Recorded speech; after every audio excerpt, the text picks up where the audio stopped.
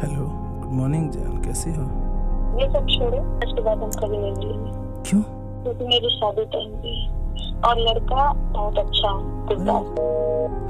Hello,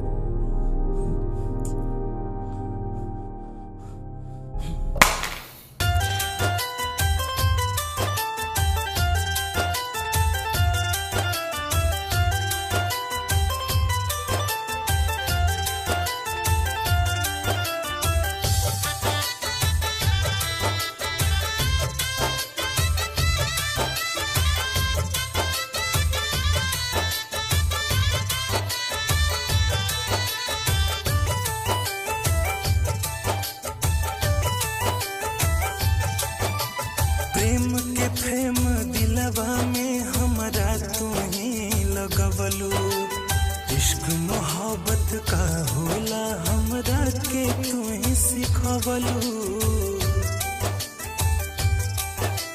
प्रेम के प्रेम दिलवा में हमरा तुम्हें लगवलू। इश्क मोहब्बत का होला हमरा के तुम्हें सिखवलू। जिंदगी अपन तोहरे नाम कैनी जाए जान अब जान गईनी। कितना में बड़ू पहचान गईनी। जा जाए जान अब जान गईनी। कितना में बड़ू पहचान गईनी।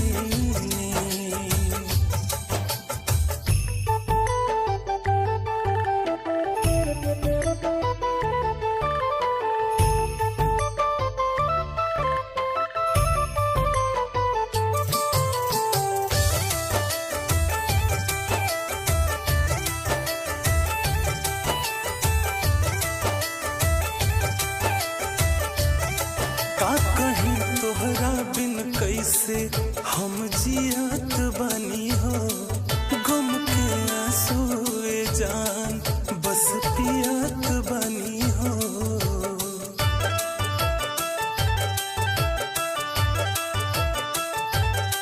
का कहीं तोहरा बिन कैसे हम जियत बानी हो। गम के आंसुए जान बस पियत बानी हो।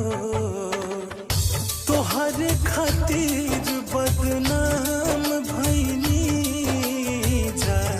जाए जान अब जान गईनी। कितना में बारू पहचान गईनी। जा जाए जान अब जान गईनी। कितना में बारू पहचान गईनी।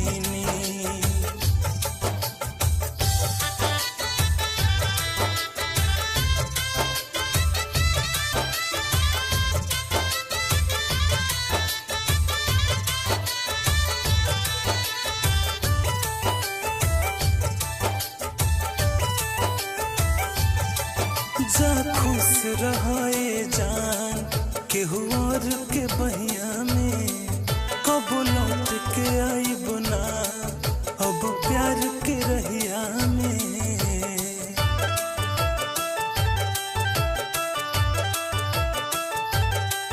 जा खुश रहे जान केहू और के बहिया में।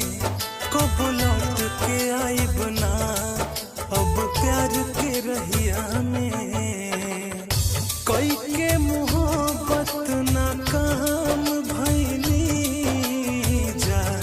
जाए जान अब जान गईनी।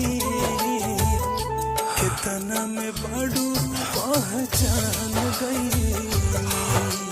जाए जान अब जान गईनी।